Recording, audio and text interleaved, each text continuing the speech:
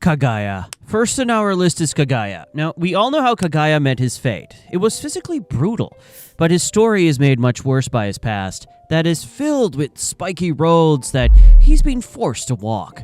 Kagaya, or Kagaya Ubuyashiki, was born into the Ubuyashiki household, which was cursed due to having been relatives of Muzan. This curse resulted in every male born to the family being physically weak and having to wear female clothes, which wore down the curse just a bit.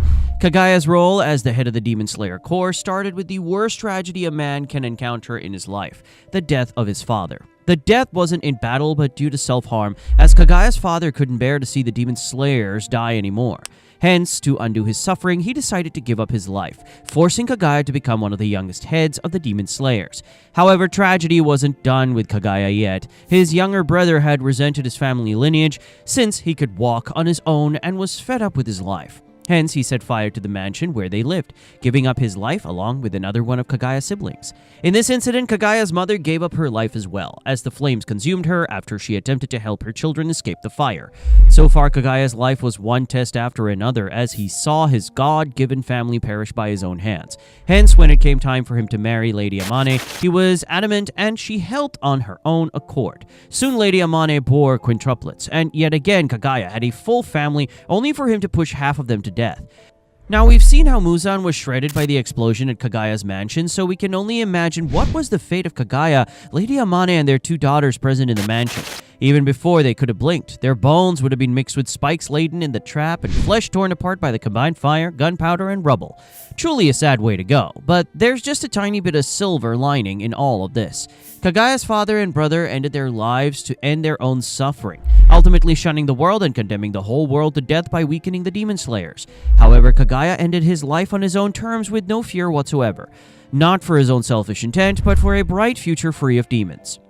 Next up is Daki and Gyutaro. One of the worst deaths, or let's say near deaths as humans and actual deaths as demons.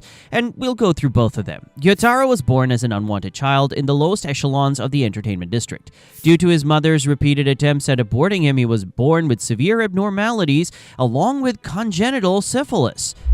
Gyutaro was thrust into the world to die, so much so that he wasn't even named. His mother tried to kill him on several instances, however, he still survived. Later, he would go on to work as a barker in the entertainment district, also known as a Gyu, which is where he got his name Gyutaro. A life with no purpose and almost nothing to gain or lose. Gyutaro is fighting against the world with nothing to protect and nothing to gain, up until his sister Daki was born. Daki, who was originally named Ume, was the younger sister of Gyutaro and one of the most beautiful women in the entertainment district, destined to become an Oiran in the future. With Gyutaro's mother dying of syphilis, Gyutaro protected her with all his might. But one day, tragedy struck as Gyutaro came home to find Ume tied and burned to near death. As the samurai who burned Ume approached and informed Gyutaro that he was stabbed in the eye by her, Gyutaro initially thought that Daki must have acted in self-defense. However, the samurai had actually insulted Gyutaro, which led Daki to retaliate. Nonetheless, Gyutaro ended the samurai and the woman helping him right there in the most brutal fashion. That was the death of the human versions of Daki and Gyutaro. A truly sad end to what could have been a rags to riches through fate story.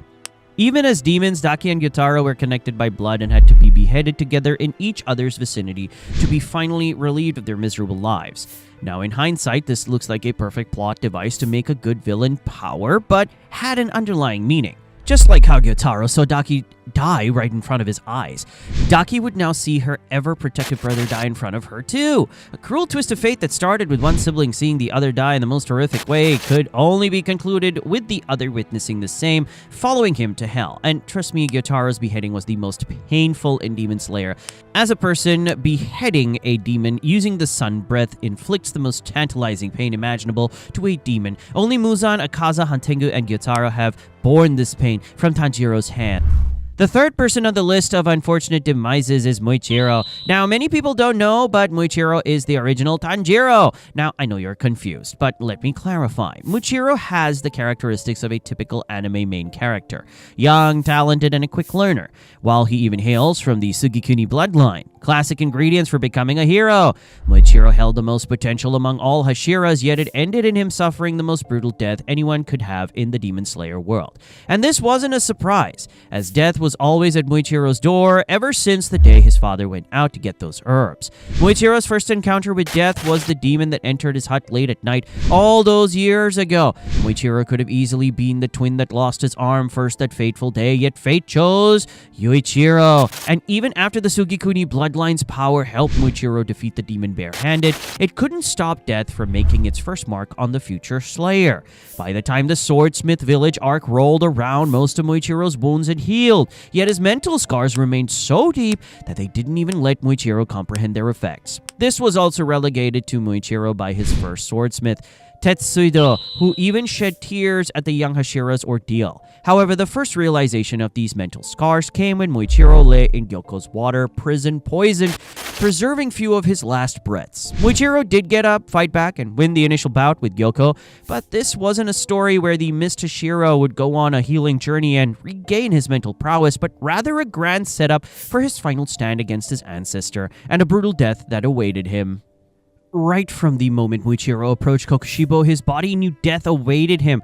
However, the severity was still unknown. That severity was soon revealed as Kokushibo dodged every attack Muichiro threw at him and, with just one swing of his blade, cut off his left arm. Kokushibo proceeded to then impale Muichiro onto a post to await a trial to turn into a demon that would never manifest. Muichiro was cursed to die bleeding on that pillar. Death was certain. However, in one last act of heroism, Muichiro decided to cross the river of life on his own terms and freed himself to assist Gyome, Sanemi, and Genya in defeating the Upper One. Although Muichiro gave up his life, impaling Kokushibo in place just like he impaled him mere minutes ago, he unlocked the Red Blade, a key that would later give every Hashira a chance at survival against Muzan. Now, although Muichiro might not have the most brutal death in terms of his physical state, his lost potential and continuous hounding bad luck were enough for us to shed a tear. Muichiro and his brother were born in the right place, right era, and right bloodline to conquer demons. But one twist of fate made them absolutely helpless against the string of fate. And there's no worse fate than a life full of unfulfilled potential. Next up on the list is Shinobu. Our first introduction to Shinobu was with her flying elegantly into Mount Natakumo and administering medicine to the injured slayers. But within minutes, we realized that she wasn't some two-bit demon slayer, but rather a Hashira. And on top of that, a Hashira that had deemed Nezuko a threat that needs to be eradicated. Well, we all know how that went down. Now, akin to the usual anime cliche fashion, we all thought Shinobu to be a love interest for Gyu, especially after the line where she said, "Isn't the moon lovely today?" which sometimes is a more refined way of confessing your feelings, but that was all out the window as soon as she tried to stab him in the face. During the later part of Tanjiro's training, we found out that Shinobu hid a secret in plain sight, something only a person with impeccable smell could decipher, and that was her emotions. Shinobu always donned a little stingy smile on her face, but her heart was ever turbulent and full of anger. The only reason for this ever-growing storm in her heart was Upper Moon to Doma, the one who killed her elder sister just mere minutes before the sun could rise, much akin to how Rengoku got killed in front of Tanjiro, but Shinobu wasn't as lucky as Tanjiro. I'm not gonna sugarcoat things, but there are insane disadvantages to being a female slayer, with the most prominent one being strength. And although we see many female slayers, in objective terms, those slayers have long surpassed the strength of an ordinary man. In Shinobu's case, a childhood illness had stunted her growth, which made it physically impossible to even muster enough strength to decapitate a demon. But this setback made Shinobu's decision even more clear. She knew she had to sacrifice herself to kill Doma, and there was a chance that she might have her life taken away in the worst possible way, but that was the price to pay for retribution. Well, the day of retribution came, and just as Shinobu had imagined, Doma toyed with her up until her final breath. Before Shinobu could unleash her final breathing technique, her gut was already shredded by the Upper Two, and death was on her door. Yet she had to find a way to Doma's mouth so that she could eat her at the very moment and get poisoned. But in her final moments, something did go slightly off course. Instead of eating, Doma decided to just hug her and absorb her through a cellular process, which made her retain her consciousness to the very end and see Kanao and Inosuke fight and kill Doma. Shinobu's death was brutal, not because she saw her sister and herself get killed by the same demon, or even her protege get deadly wounded in order to defeat him, but rather because circumstances made her so powerless that the highest form of currency that would quench her thirst for vengeance was her own life. And now finally, Mitsuri. Mitsuri's story is that of broken dreams, had a loving family, a normal childhood, and even a good upbringing.